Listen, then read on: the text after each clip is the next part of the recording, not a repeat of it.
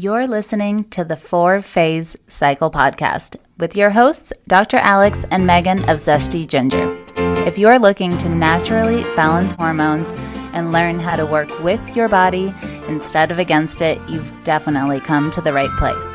As a duo of an integrative MD and a functional diagnostic nutrition practitioner and best friends, we use the 4 phases of the female cycle in combination with functional lab work and mindset practices to transform the lives of the women we work with. We also have a whole lot of fun along the way.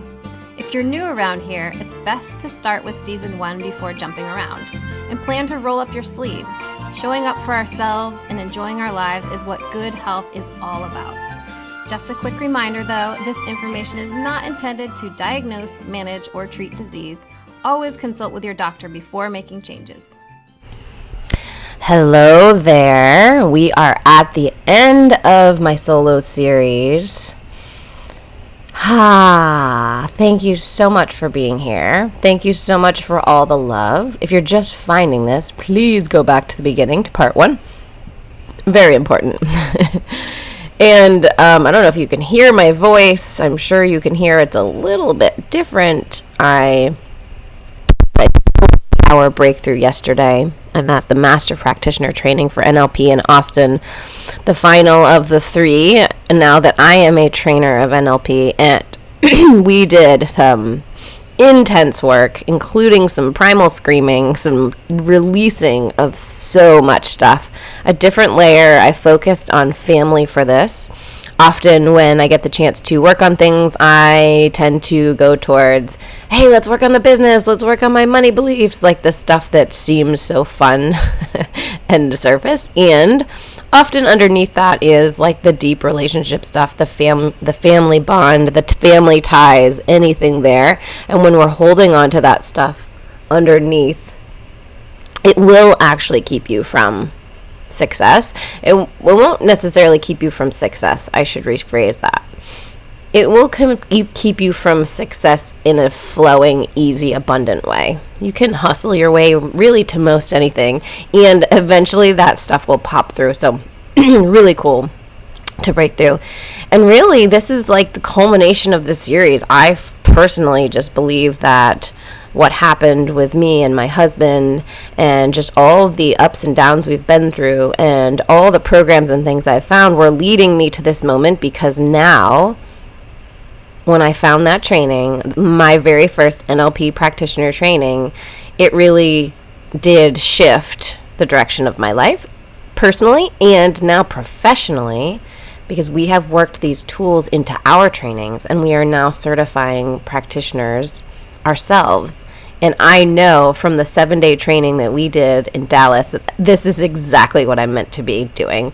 It was so powerful. It was so amazing and beautiful to watch from the other side, people transforming and just like watching, kind of in the beginning as you're getting pushed against and you're like, right, like things are coming out. People are getting a little triggered and a little frustrated and you're seeing it boiling and boiling and boiling.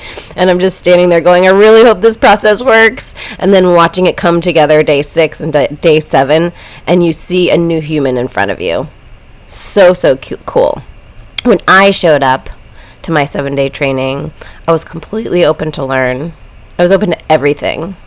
I took all the notes. I did the exercises all in, full tilt, no holding back. I cleared the negative emotions around the event. So any resentment, any sadness, any anger, any fear.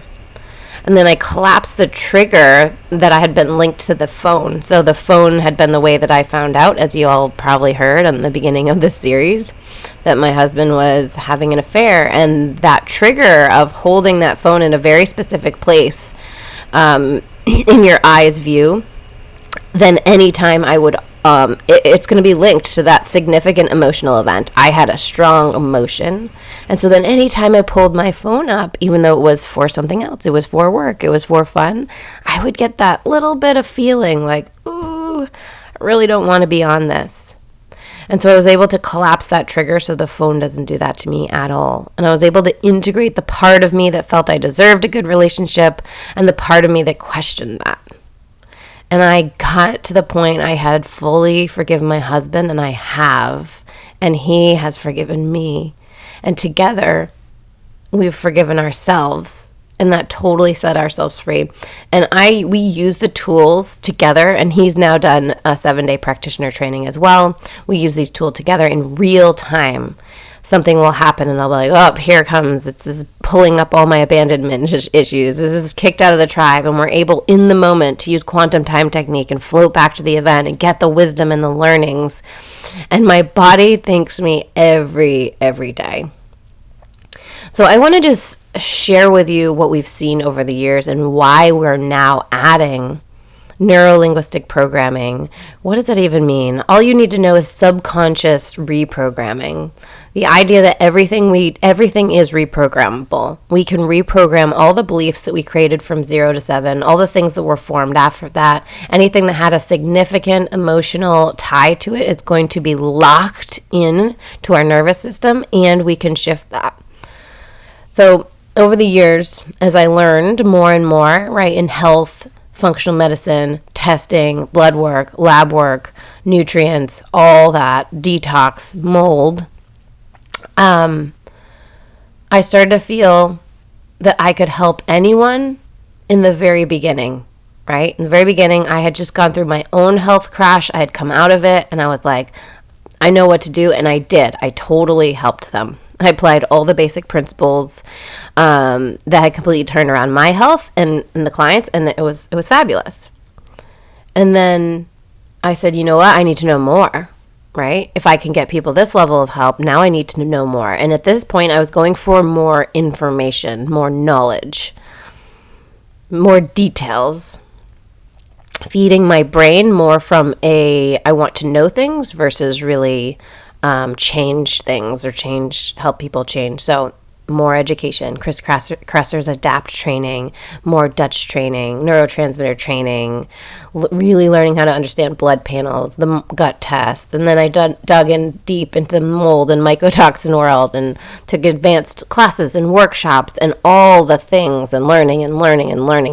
And then for a little while, I started to realize that the more you know, you've probably experienced this, the more you know, you realize you don't know. And I started to go, oh, wow, health is actually really complicated. And can I help everyone that I thought I could? Right? I was starting to question whether I could help people as much as I thought, because well, what if they have this really complex thing that they're born with that's genetic and makes their blood do this and blah, blah, blah. And then after 10 years of working with clients, you see a pattern. Some of the people I worked with for a long time were not getting better, and they were the most compliant clients ever. The ones that said, I can and will do anything. You tell me what to do. Anything I will do. Dr. Alex and I know these clients well because we were these clients. We were willing to do anything, to follow anything, and to follow it harder and longer. Dr. Alex did this with her chronic pain journey, endometriosis. She did this with SIBO, one protocol after another. And I did the same thing with my mold detox journey. And what will happen, and what we watched, and in ourselves and our clients, is they will override their intuition. Their innate knowing what is best for their body at that time. And they will do another protocol, something another practitioner said. They will do it harder, they will do it faster, they will do it longer and better and more precise than anyone else. And Alex had taken protocol for SIBO after SIBO, like herbal, antibiotic, the diet, everything, all the things, and nothing worked. I had the same thing with the mold detox, so not throwing her under the bus, until one day we both realized how much our mind was at play, that our thoughts and beliefs about ourselves and everything was greatly impacting our ability to get better. Don't get me wrong, this wasn't something we were doing to ourselves on purpose. Like if you could think differently, you would. It was programming there to protect us. Often programming get really young, 0 to 7. And then that programming that once protected us is now running in the background and had become the thing that was hurting us. So for my mold journey, I felt deep down that I wasn't worthy of healing. And actually, I also had a belief that health problems made me a good practitioner. Because as I was sharing in the moment and finding the mold behind the wall and figuring out what to do with my body and detoxing and saunaing and buying the best one and all that, I documented it and everyone was engaged. And I got the feedback loop of, oh, see, when I have problems, it really helps people. And I actually also got a lot of help from my family. My mom, who lived downstairs, my husband, my family. My dad came in from out of town when this happened. He's like, here, let's do this. I can help you. We can take care of this. We can renovate the house. And this was all subconscious, of course. And you see, I had always loved the mindset work. And I really do consider myself a mindset ninja. And as I just told you in my mold story, I was really easily able to uncover for clients that thing that was underneath what was happening. I'd become the master at connecting the dots as to why they were doing the patterns they were doing. What was it about? What were they looking for? Whose love were they craving and trying to get? What events in their childhood was this event tied to? Or what person was it tied to? And at the same time, I found that just finding the event or making that discovery wasn't always enough to shift anything. Sometimes it was. Sometimes just finding the connection in an event was enough to change it for somebody. But often, they're like, okay, well, what now? Right? Like, cool. It's linked to that thing that happened. It already happened. What now? And that was where subconscious reprogramming tools and the power of words learned in neuro-linguistic programming entered. Now I had the tools to actually shift the connections that we had made. And at some point, I had to sit down and I was like, okay, thoughts, beliefs, automatic programs that got me here are amazing and they were necessary. They kept me safe. And they broke off a part of me so that trauma wouldn't keep me paralyzed every single day. They helped me get love and attention from others when there was no other way to get it. And now I'm ready to decide what is programmed. Not what's handed me, not what I got by default, not what the teachers, the mentors, the society said. What I want and what I decide now as an adult. And we did. And I did this. And we do this every day for clients. And you can do this. Not only do we do it every day, we're teaching practitioners, doctors, coaches, people who want to be coaches, people who are, if you're a parent, if you want to be a parent. These tools have been amazing with my children. And many of the practitioners who came to us for the week-long training thought that they were coming for their business and for their clients, and after 1 week left with an absolutely insane personal breakthrough, and not just health. There's this crazy, crazy thing that happens when we remove ourselves from the environment for 7 days. You can go so deep. Your subconscious knows you're in a safe place. And when we hold that space, and we, Dr. Alex and I, are constantly doing the work for ourselves. Because if we are going to get triggered by you getting triggered, we cannot hold your space. You know, as things were starting to boil up and people were getting a little bit frustrated about different things in the training, and it's meant that way. It's meant to push you. It's meant to push you into a new neurology. It's meant to shift, because if you wanted to stay the same, you're not going to come to this training, right? So as you get pushed, your brain is like, new pathways, this doesn't feel good. The brain pushes back. You go into your old patterns and strategies and habits, and you get to see how you normally act, and you get to see what comes up. And we kept holding the space, saying, you are safe, and we've got you, and we've got your freakouts. Because often what happens is people will go into a freak out and then they'll go into the shame of, oh my gosh, I'm so sorry. I'm so sorry that I was mean to you and then I yelled at you, and I'm sorry that I'm having this freak out. And that's all part of the process. To pull up these emotions, because we clear the big six. So anger, sadness, hurt, fear, guilt, and shame. Those are major emotions tied to many, many events for people, and they'll create a gestalt where, when you're a baby and you feel this frustration, you don't quite have a label for it yet with words. And over time, you have this feeling again and again and again and again and again and again, and you start to lump them all together. And eventually you get the word anger, frustration, whatever, and your brain attached that whole gestalt, that whole chain of feelings to that event. Well, when we go back to the very earliest time that you felt that thing, the very earliest time, and go ahead and gain wisdom from the experience and understand what it was from a higher perspective. Because often it's when we're really little and we think maybe someone was trying to hurt us and really they were changing our diaper, right? And we go back and we clear this. It's this amazing thing where it's almost like pulling this whole chain of events together. All of them are tied together. And yes, there may be specific, really intense events in your life that also need some extra support to go back to that specifically. But overall, going to the earliest one, you pull the chain. And this releases so much energy.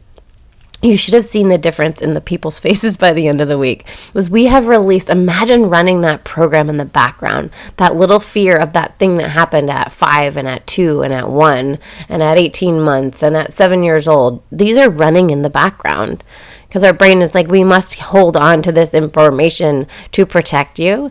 And we're able to categorize this into wisdom and learnings in a way that we do no longer need to hold on to the emotion. It frees us up to go to create, to connect, to inspire, to do other things with our life, to use that energy in a directed way. So this is, again, it's going to what do I want and what am I going to decide now as an adult? Versus keeping that old programming just the way it is and just the way it was because it was and it is and it was that way. I don't know if you listened to Kylene and my interview yet, but being able to see at the end of a week where she believed she identified as a person with OCD and left the training and was able to set her bag down on the airport floor and didn't wash her hands repeatedly, like that is unheard of in 1 week. I watched a woman in my my first training, who stood up after a week and was able to read without her glasses, something that she had been working on all week because she knew deep down that she was actually not, her eyesight was getting worse and worse because there was something in her life she didn't want to see. Everything is a metaphor. Our body is always just giving us feedback and telling us, just giving us clues as to what it needs and what we can do next. And if we listen, it no longer needs to give us that nagging feeling, that pain. And we can step into the best coach, the best parent, the best entrepreneur. We don't have that constant nagging behind of us. And as you maybe also listened to Tarea's results on our earlier podcast in an interview, where she had a snake and a spider phobia. Hers was the snake phobia. Used to leave her totally debilitated and frozen. And she was able to have a run-in with them, be totally calm. Not to mention people's growth and their confidence in their business and their interactions with other people. It was just an absolute honor to be offering this safe space to allow women to grow, transform, expand their toolbox, and then watch what they do to help others. And for me to be able to go home and use these tools with my kids and have my daughter, who had become really jumpy after me being away for a while, right? And I was like, what's going on? And I knew, okay, she just needs mom. And had been enough time, and I'd calmed her nervous system, and she still was really jumping whenever there were loud noises. And I was able to use these tools in real time, and I was like, hey babe, when did you decide that loud noises make you jump? And in that moment, she immediately was able to tell me. She was able to tell me the exact instant of what happened that she now felt she needed to jump. And that was all in her subconscious. Kids are so tapped in. And I was like, all right, well, let's go ahead, and we use the process to go ahead and float back to the event and get some learnings. And I then held onto her body and calmed her nervous system. We breathed together, and I would hit the table to give her a little like, all right, I'm going to make a loud noise, and you're totally safe. And we rewired that. We collapsed that anchor for her. And we cleared and got the learnings from the actual event that was stressing her out. And within 10, 15 minutes, it was done. She had completely stopped jumping. And this is when I was like, oh my gosh, like if this is what this can do for a 6-year-old in the moment, every mom needs these tools. Every partner, every coach, everyone. Imagine if we had the tools to actually feel our feelings instead of stuff them. Because the stuffed feelings are the ones that turn into something in the body. And the things that we want to do that we don't do, like the thing that we've always really wanted to create or start or build our business or create a podcast or write a book or help other people. And there's this little thing saying, yeah, but you can't do that. Every day you know that you're just not being the person that you're meant to be. And that pulls on us. There's a difference between you and what you're meant to be doing and what you're doing every day. And that difference nags and you can feel it.